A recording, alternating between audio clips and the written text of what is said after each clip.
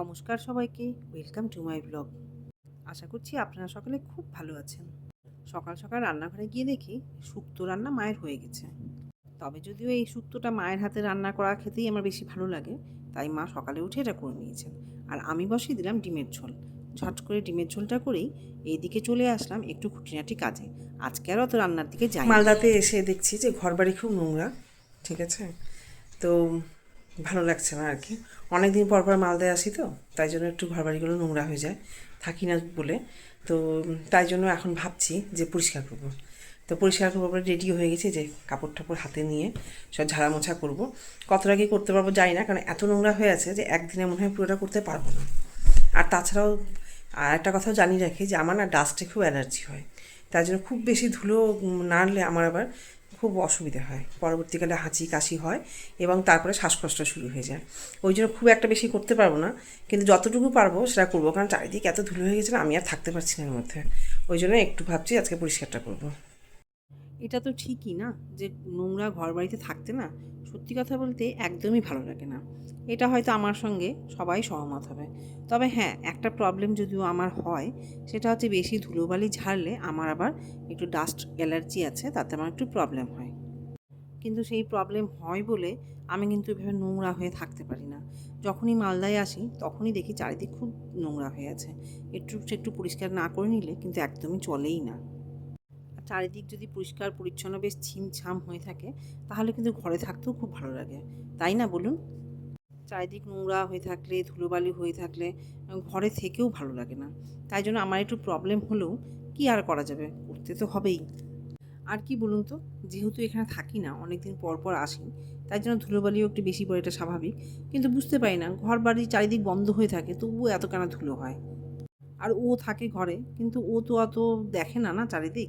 আর এইসব পরিষ্কার টরিষ্কার করবে ও, তাহলে তো হয়েই গেল। আর ও যে সবসময় এখানে থাকে এমনও না, কখনো কখনো বহরমপুরেও যায়, কিন্তু বেশিরভাগ সময়টা থাকে। কিন্তু এগুলো ওর দ্বারা মানে আমি এটা ভাবতেই পারি না আর কি। ওই জন্য ও আমাকে যতই বকাবকি করুক আর যাই করুক, আমাকে এসে এগুলো করে নিতেই হয়। তবে এইটুকু করলেও হয় না, জানেন তো, প্রচুর নোংরা, চারিদিকেই খুব ধুলোবালি হয়েছে, সবটা করেও উঠতে পারি না, এটা সত্যিকারের কথা। কারণ যখন করে মালদায় আসি তখন ধরুন 1 দিন 2 দিন, হার্ডলি 3 দিন 4 দিনের জন্য আসি। আর এভাবে এসে না তখন অনেক কাজ নিয়েও আসি। হয়তো ব্যাংকের কাজ থাকে, এটা ওটা কাজ থাকে, সেই সব কাজগুলো করে না আর সময় করে উঠতে পারি না যে সবটা একদম ডিপ ক্লিন করব। সেই ধরাবাঁধা ডিপ ক্লিন করার জন্য থেকে যায় সেই পুজোর আগে করি, নয়তোবা সেই শীত পড়ার আগে একবার করি, মানে এইভাবেই। কিন্তু যতবারই আসি মোটামুটি এইভাবে একটু শুকনো ন্যাকড়াতেই সব কিছু একটু ভালো করে মুছে টুছে পরিষ্কারটা করে রাখি। এতটুকু না করলে কিন্তু চলেই না।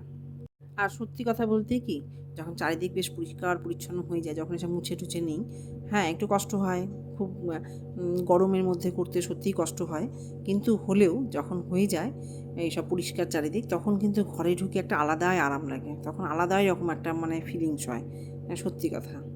আর নিজের ঘর পরিষ্কার পরিচ্ছন্ন থাকবে, মানে সেখানে মনে হয় যেন থেকেও একটু আরাম। হ্যাঁ, থেকেও আরাম, বসেও আরাম, শুয়েও আরাম, মানে নিজের ঘরটা আর কি নিজের মতো করে গুছিয়ে পরিষ্কার পরিচ্ছন্ন করে রাখলে না খুবই ভালো লাগে। মানে এই ব্যাপারটা, এই আরামটা সত্যি বলে বোঝানো যাবে না, এটা কিন্তু ভাষায় প্রকাশ করা যায় না। আর এই কাঠের আসবাবগুলো আমি এভাবে শুকনো একটা কাপড় দিয়ে এভাবে মুছে নিই, তাতেই কিন্তু এগুলো চকচক করে।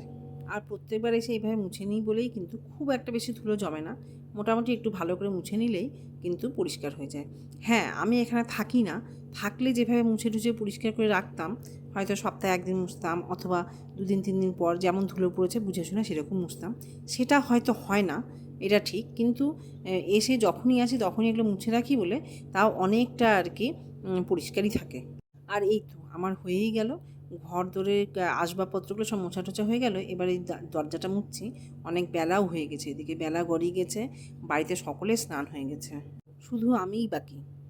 আমারও হয়েই আসলো, এবার আমিও যাব স্নান করতে।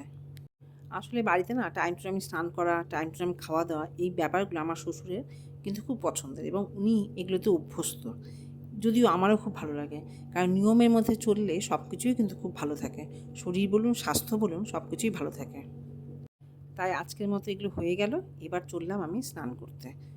স্নান করে খাওয়া দাওয়া করে একটু বিশ্রাম নিয়ে নেব। বল, আমরা বর্দি বাড়ি যাচ্ছি। আমরা বড়দি বাড়ি যাচ্ছি। বড়দি আমার মাসি হয়। সন্ধেবেলায় রেডি হয়ে আমরা মা আর মেয়ে চলে এসেছি বড়দি বাড়িতে। আসলে বড়দি বাড়িতে আজকে রাত্রে খাবারের জন্য নিমন্ত্রণ করেছিল আমাদের দুজনকে। তো এসে দেখছি বড়দিই নেই। তো যাই হোক, দিদিভাই ছিল, দিদিভাইয়ের সঙ্গে অনেকক্ষণ বসে গল্প করলাম। অনেকক্ষণ গল্প করার পর বড়দি আসলো। দেখি বড়দি একবারে খাবার দাবার নিয়ে চলে এসেছে, মানে বাড়িতে রান্না করেনি, ও বাইরে থেকেই নিয়ে এসেছে। একদিকে ভালোই করেছে, আসলে বড়দি আবার নিরামিষ খায় তো, ওই জন্য কী করেছে, আমাদের জন্য বাইরে থেকে বিরিয়ানি নিয়ে এসেছে। আর ব্যাস, রূপসার তো ভীষণ ফেভারিট, ও পাওয়া মাত্র একদম মুখে হাসি ফুটে গেছে বিরিয়ানি দেখেই। বিরিয়ানি পেয়েই ভীষণ খুশি। আর তার সাথে আবার বড়দি নিয়ে এসেছিলো পনির। হ্যাঁ ব্যাস, আর ওকে পাইকে একদম নিজের পছন্দের খাবার পেয়েছে। এবার যাই হোক, আমরা খেতে বসে গেলাম। খাওয়া দাওয়া করে উঠেই রূপসা চললো পনির ঘরে। বড়দির বাড়িতে এসেছে আর পনির সাথে দেখা করবে না, মানে এত রাত হয়ে গেছে, প্রায় তখন 9:30 পৌনে 10টার মতো বাজতে চললো। তখন ওর পনির সঙ্গে দেখা করতে যাবে। আমি বললাম যে ওরা নিশ্চয়ই দেখা খেতে বসেছে। ঠিক ঘরে গিয়ে দেখি পনির খেতে বসেছিল। এই তো পনির খেয়ে উঠে আসলো, এসে ওকে একটা কি কেক না কি গিফট করলো, ওর জন্য নিয়ে রেখেছিল। ব্যাস, তারপর দুই বন্ধুর গল্প বলেই যাচ্ছে, চল এত রাত হয়ে গেছে, তোর বাবাও আসেনি, আমি আর তুই একা একা ফিরবো, বাড়িতে চিন্তা করবে, চল। বলে কি তোমরা ডাকলেই আসবো। আসবো। আমি বললাম আবার এসো, বললো তোমরা ডাকলেই ডাল আগে দিয়ে দিয়েছো? হ্যাঁ না দেবো এখন। আসছে দিদিভাই। মনের মাথা থেকে দাদার জন্য কেন মিষ্টি নাই। টাটা। টাটা। এই তো হয়ে গেল, আমরা এবার বড়দি বাড়ি থেকে বেরোচ্ছি। খাওয়া দাওয়া কমপ্লিট, আর কি রাত্রিও অনেক হয়েছে, প্রায় 10টা বাজতেই চললো। তো এইবার আমরা রওনা দিচ্ছি, আমি আর রূপসা।